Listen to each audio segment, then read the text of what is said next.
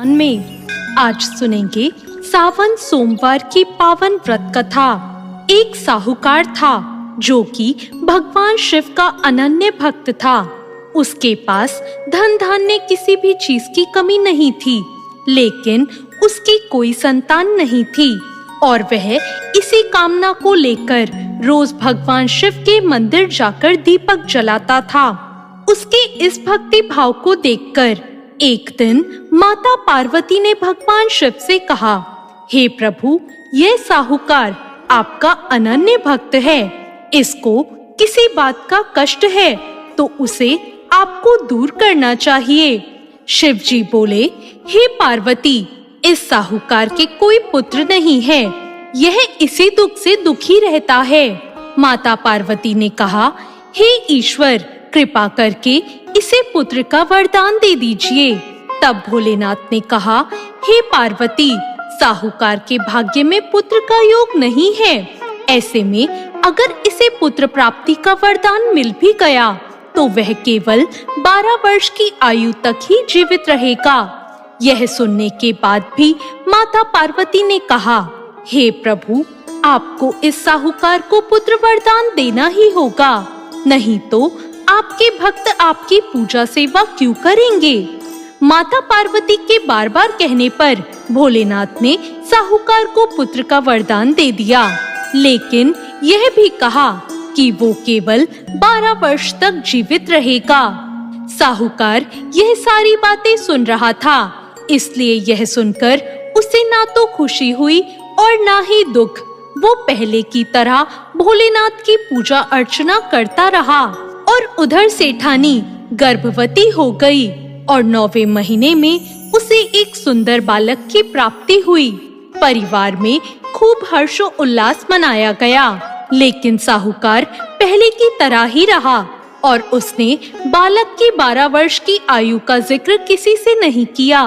जब साहूकार का बालक 11 वर्ष की आयु का हो गया तो एक दिन सेठानी ने उस बालक के विवाह के लिए कहा, तो साहूकार ने कहा कि वो अभी बालक को पढ़ने के लिए काशी भेजेगा। इसके बाद उसने बालक के मामा जी को बुलवाया और कहा कि इसे काशी पढ़ने के लिए ले जाओ और रास्ते में जिस भी स्थान पर रुकना वहाँ यज्ञ करते हुए ब्राह्मणों को भोजन कराते हुए आगे बढ़ना। लड़के के मामा इसी तरह ऐसा करते हुए आगे बढ़ने लगे। रास्ते में उन्हें एक महल दिखा जहाँ एक राजकुमारी का विवाह होना था, लेकिन जिस राजकुमार से उस कन्या का विवाह होना था वो एक आंख से काना था और इस बात की जानकारी राजा को नहीं थी।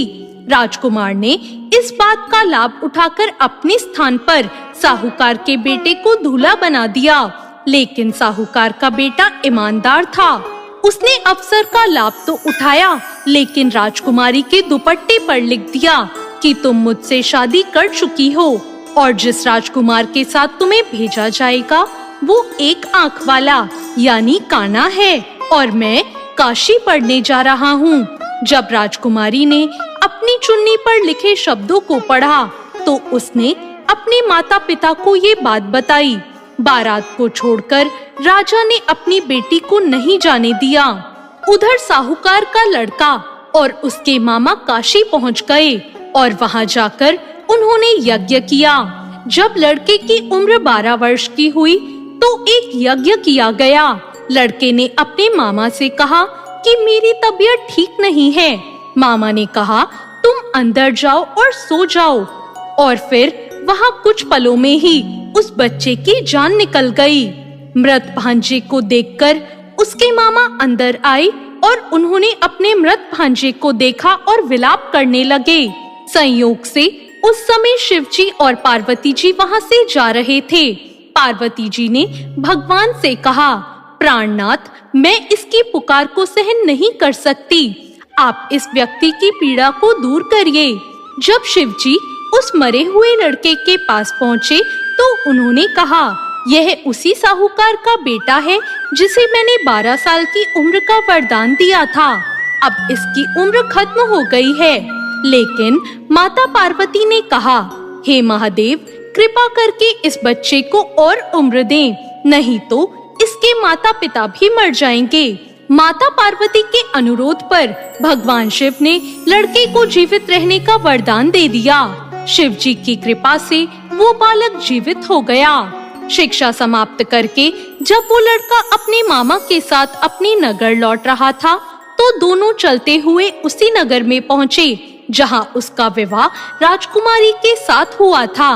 उस नगर में भी उसने यज्ञ का आयोजन किया और नगर के राजा ने तुरंत उसे पहचान लिया। यज्ञ समाप्त होने पर राजा व्यापारी के बेटे और उसके मामा को महल ले आए और उन्हें बहुत सा धन और वस्त्र देकर राजकुमारी के साथ विदा कर दिया। लड़का और उसके मामा जब अपने नगर में पहुँचे तो नगर में पहुँचते ही एक दूत को भेजकर अपने आने की सूचना दी।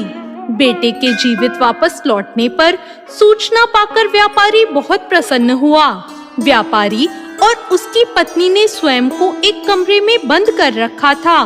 भूखे प्यासे रहकर वो दोनों अपने बेटे की प्रतीक्षा कर रहे थे।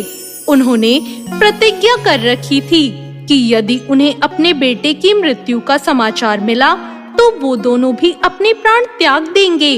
व्यापारी अपनी पत्नी के साथ नगर के द्वार पर पहुंचा। अपने बेटे को जीवित देखकर उसके विवाह का समाचार सुनकर उसकी खुशी का ठिकाना नहीं रहा। उसी रात भगवान शिव ने व्यापारी के सपने में आकर कहा, हे श्रेष्ठी, मैंने तेरे सोमवार व्रत करने और व्रत कथा सुनने से प्रसन्न होकर तेरे पुत्र को लंबी आयु प्रदान की है। ऐसा सुनकर व्यापारी बहुत प्रसन्न हुआ। इसी प्रकार जो व्यक्ति इस कथा को पढ़ता या सुनता है, उसके समस्त दुख दूर हो जाते हैं और उसे मनवांछित फल की प्राप्ति होती है। तो ये थी सावन सोमवार की व्रत कथा।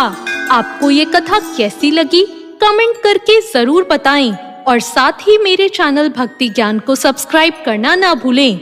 वीडियो अच्छी लगी हो तो लाइक जरूर करें। धन्यवाद।